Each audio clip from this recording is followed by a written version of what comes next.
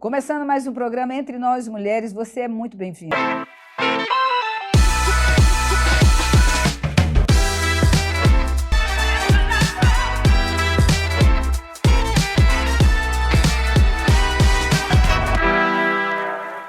Amanda Restrepo, Docas Cristina, sejam bem-vindas. Prazer estar aqui mais uma vez com vocês, para bater um papo gostoso, como sempre.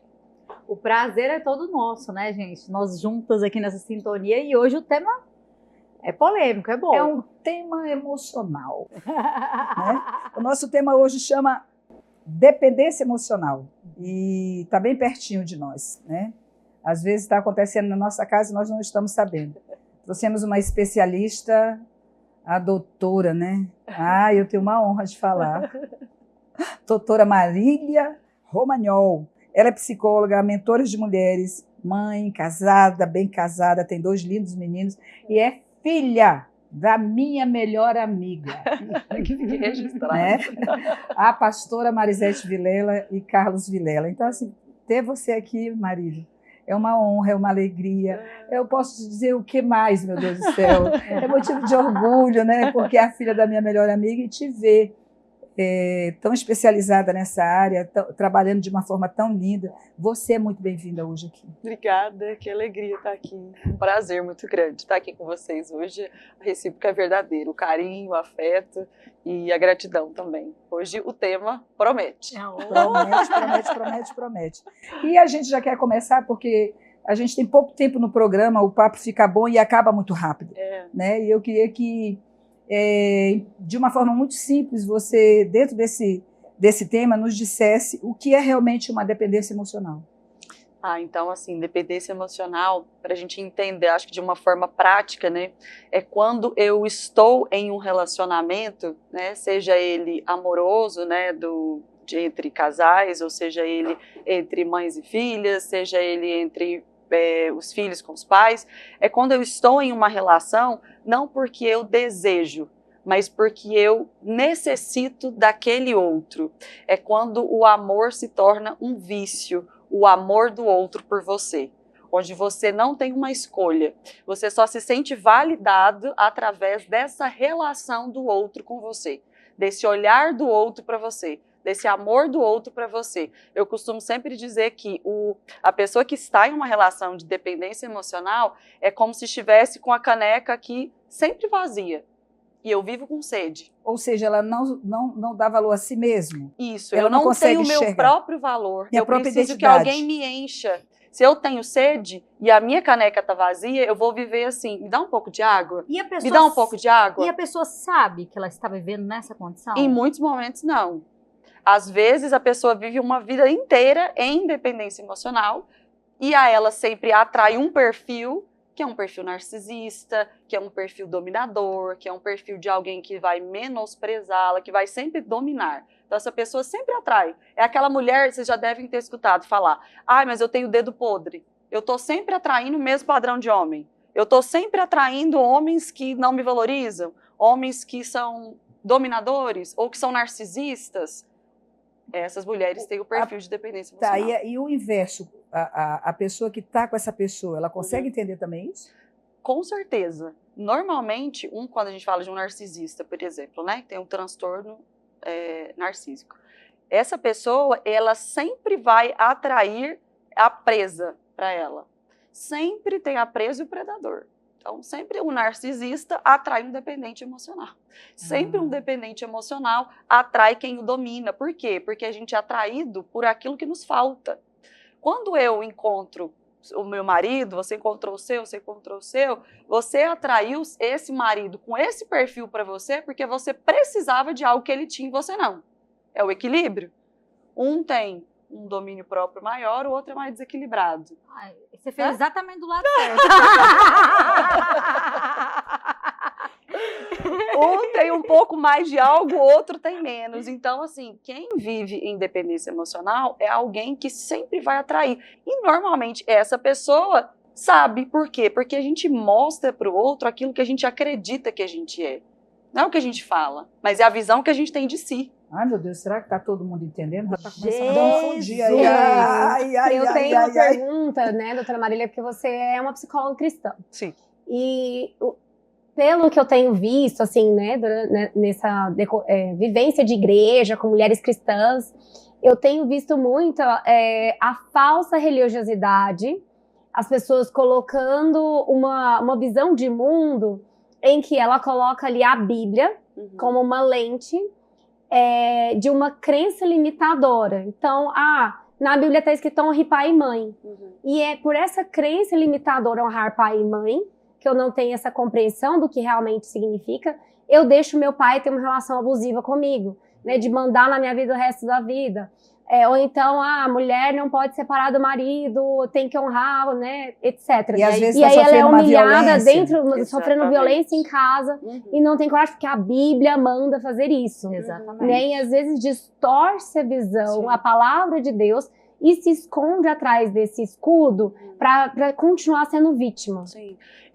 Tem muitas mulheres que eu atendo que são cristãs, a maioria que vem até mim são cristãs, né? Porque sabe que eu sou, então acabam vindo por isso também. Então, as que mais têm dificuldade de sair de relacionamentos abusivos mesmo, né? Relacionamentos abusivos no nível até físico, né? Não só psicológico, mas físico, por causa da religiosidade, né? Justamente por isso, porque um caso real desses dias agora. Chega uma paciente para mim que está num relacionamento abusivo já há mais de 10 anos, tem 2 filhos, ambos são cristãos, e o nível de abuso é muito grande. Ela chegou para mim na primeira sessão e falou assim, olha, eu não consigo sair dessa relação, porque toda vez que eu penso em separar, eu me sinto culpada por não fazer esse casamento dar certo, e eu acho que eu estou em pecado. Eu estou pecando se eu pensar em divórcio. E aí eu fui conversar com ela e desmistificar isso, dizer, olha, primeira coisa que ela estava falando. Exatamente. A primeira coisa que Deus tem para você é uma vida abundante. Deus não tem prisão para nós. Deus não tem para nós um casamento onde você tem legalidade, inclusive bíblica, de pedir esse divórcio. Porque você foi violentada, você foi abusada, você foi desrespeitada, você foi traída. Então, tudo o aparato, até bíblico, se você quiser, você tem. Só que ainda assim existe uma dificuldade, porque a religiosidade é muito grande. E a gente precisa entender que muito mais do que viver uma aparência, o que Deus quer para nós é que a gente viva uma essência, né? Sim. Uma vida que de fato honre ao Senhor, que o meu casamento honre a Deus, que a minha vida emocional honre a Deus, que eu transborde, né? Que é que eu seja totalmente feliz, diferente, né, dessa questão de eu seja feliz. Não, eu acho que eu não sou feliz porque o fulano não tá, eu não tô mais me sentindo amada, eu não é sinto mais aquela paixão. As coisas mudaram, não é isso? Não é isso. É um relacionamento abusivo, em que, né, até outras pessoas já observaram, sim. geralmente a pessoa não Distraição. percebe. Alguém já falou pra você, né, olha, Sim. tá errado isso, né? Imagina até a mãe, às vezes o pai da pessoa, né, fica um sim. pouco ali, como É agir. muito sofrido. E se a gente tirar essa pessoa do relacionamento abusivo, ela não sair sozinha, ela tem a chance de voltar de novo? Por Pra exemplo, escolher se como mãe ou se como pai que está assistindo, você detectou aí que seu filho ou sua filha está num relacionamento abusivo, você tentar arrancar ela daquele local sozinha, por você, sem for a decisão dela, ela tem a tendência de voltar para lá? Com certeza. Porque para sair de uma relação abusiva, você precisa sair da dependência emocional. E ninguém sai de uma dor se for obrigada por alguém. Ninguém sai de um buraco se for obrigado por alguém. Não, eu preciso entender que eu estou no buraco. Porque tem gente que não percebe que está na relação abusiva. É porque a gente tenta avisar, né? Igual você fala, olha, primeiro. olha, essa relação tá abusiva, tá passando dos limites, olha, você tá dependente dessa pessoa, olha, você não tá encontrando seu valor próprio, olha, esse homem tá te diminuindo, ele tá desmerecendo você, quem você é, e você tá perdida nessa relação. São sinais. Então, eu tô perdida. Vamos falar de mais sinais, porque tem tanta gente que pode estar assistindo a gente e que não é feliz no relacionamento e não entende até hoje por que ela não é feliz. Porque, às vezes, ela faz só a vontade do marido, só a vontade do marido, só a vontade do marido. Porque a gente tem na relação, eu acho que todas nós aqui, de fazermos mais a vontade do marido do que o marido fazia a nossa. Eu acho que no geral. Mas existe um ponto de equilíbrio. Sim. Né? Eu não posso estar me sentindo uma vida inteira fazendo a vontade, nunca ninguém fazia a minha, e eu me sentir infeliz com isso e estar me sentindo lesada. Né? Então, assim, eu acho que eu faço muito mais as vontades do meu marido do que ele a minha. Não é isso.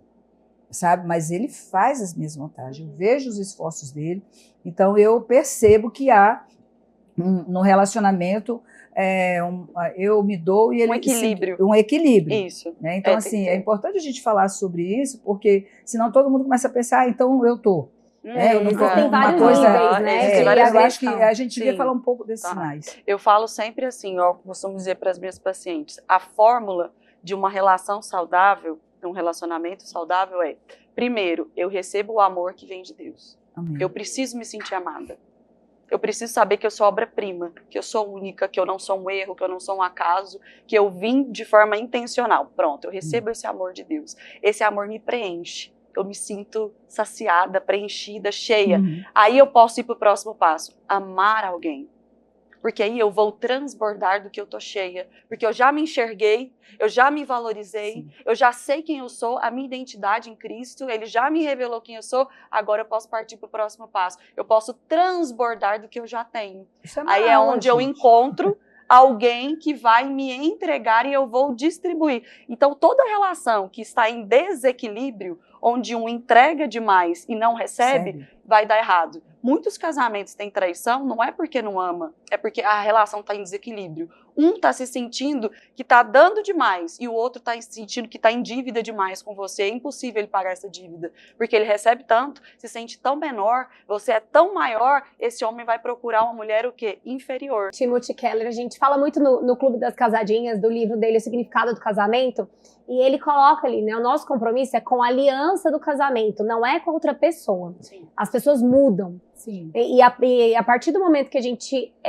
coloca o marido no lugar de Deus, ou qualquer pessoa, né, isso aplica para qualquer relacionamento, fulano, né, eu adoro essa pessoa, eu só sou feliz se essa pessoa estiver feliz, se essa pessoa... Então, assim, vira um Deus na sua vida. Isso é totalmente errado, né? Isso não é bíblico. Para ocupar o lugar de Deus, é só Deus. Ninguém vai te satisfazer, ninguém vai te encher se não for Deus. Não adianta colocar uma pessoa nesse lugar. Sim. E eu vejo muito, é como você entra no avião. Você entra no avião, tem a máscara do avião. Primeiro, eu era super contra, mas aí depois da terapia eu entendi. Que a máscara em Porque você. primeiro a máscara em você. Você tem que sobreviver para salvar alguém. Exato, depois na sua filha, gente, se a máscara cair, eu vou salvar minha filha. Exatamente. Mas se você não estiver bem, Sim. como que você vai salvar quem está do seu lado? E Jesus deixou essa métrica. Eu uso sempre esse versículo, eu falo assim, Jesus disse, olha, você vai amar a Deus sobre todas as coisas e você vai amar o próximo como você ama a quem? A ti mesmo. A você mesmo. Então eu não posso amar o próximo se eu não amo a mim. A minha régua para amar o outro é o amor que eu dou para mim. Esse é o equilíbrio das relações saudáveis. Jesus já disse isso há quantos anos? Ele já revelou como sair da dependência emocional. E aí você se estabelece ama. limites. Você se ama. Quando eu me amo, eu amo o outro de forma saudável. A dependência emocional, ela causa algum efeito físico? Sim. Sim. A gente tem a pessoa que está em dependência emocional, ela tende muito a ser uma pessoa que é deprimida, depressiva, né? Então aí a depressão vem com muitos outros sintomas físicos, né? Eu tenho uma insônia, eu tenho uma apatia, anedonia, que a gente fala, aquela falta de brilho da vida, a vida perde o brilho, perde a cor, perde o ânimo, né? Às vezes uma insônia, Não quer sair para uma canto ansiedade muito grande, né? Então você vê pessoas muito inseguras que não dão conta de ser, não dão conta de dar o primeiro passo, então são mulheres inseguras para trabalhar. Por que ficam na relação de dependência emocional também? Porque vem junto isso, a insegurança. Então tem muitas mulheres que me falam, medo. financeira, falam, eu não dou conta, eu nunca trabalhei na vida, sempre dependi desse homem, e eu não sei nem o que eu vou fazer se eu separar dele. Eu falo, você já pensou em todas as virtudes que você tem, em tudo que você pode ser? Essa mulher extraordinária que você, mas será que eu dou conta?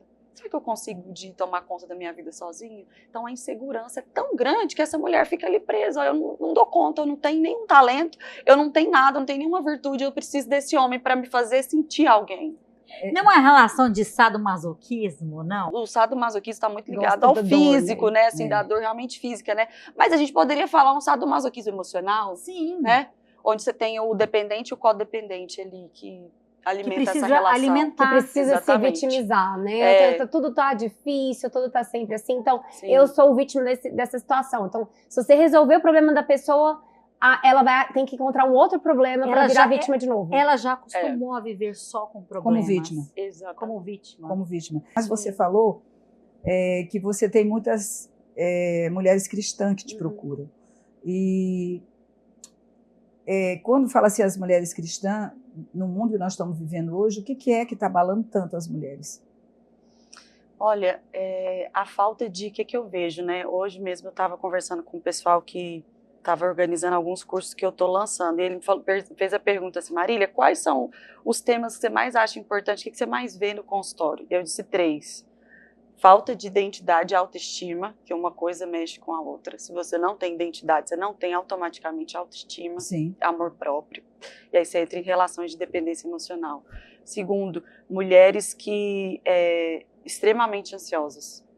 Uma ansiedade muito grande, que não sabe lidar. Então hoje, assim, temos muito acesso à informação, mas não sabemos dominar a nós mesmos. Então é uma falta de autodomínio. Então eu percebo que dentro do nicho das mulheres cristãs falta identidade, amor próprio, falta serem curadas nessa área.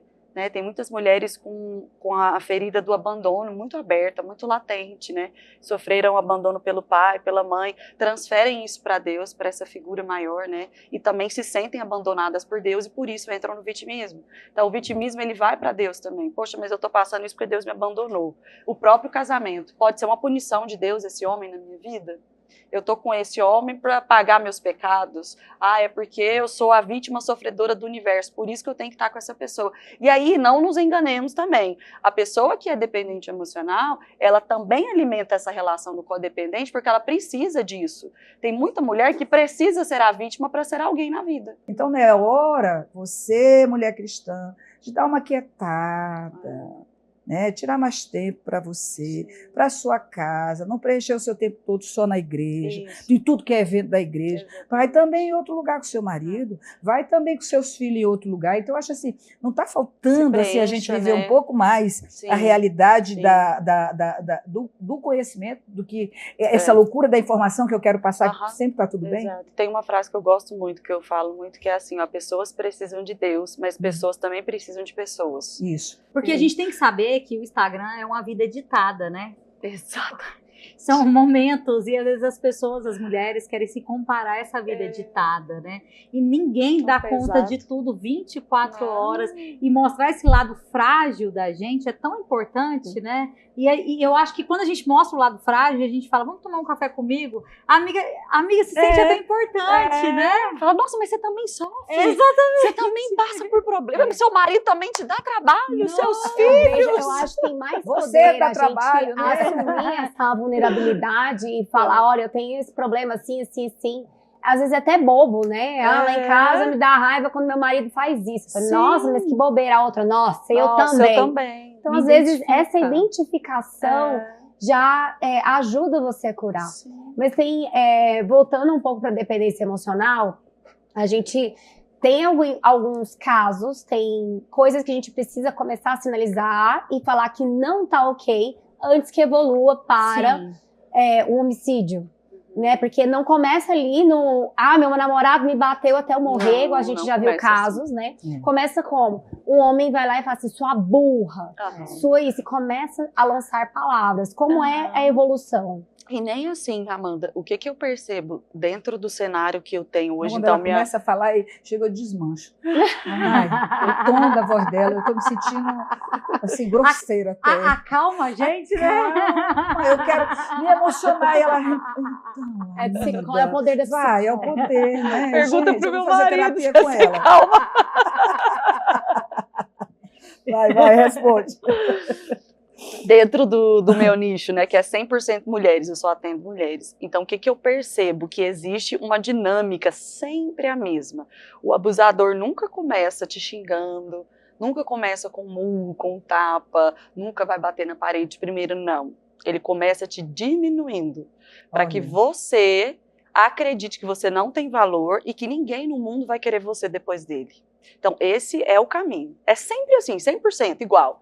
Diminui a mulher, rebaixa a autoestima, rebaixa a Põe capacidade, defeito em põe tudo. defeito em tudo, ela começa a se destacar, ele vai lá e fala, nossa, mas que horrível, nossa, mas você fala mal, hein? Nossa, mas você se veste mal, hein? Só crítica, né? Só crítica, só crítica. Eu tenho um caso de uma paciente Até que a era comida que exatamente faz põe assim. defeito. Ela largou uma profissão extremamente bem posicionada, advogada, muito bem sucedida e casada com um abusador. E ele falava assim, você é a pior que eu conheço. Você, quando abre a boca, não fala o que presta. E começou a diminuir, a ponto que ela acreditou que ela realmente não era ninguém, que ela não conseguia nada. E ele falava, se você me deixar, você acha que algum homem vai te querer?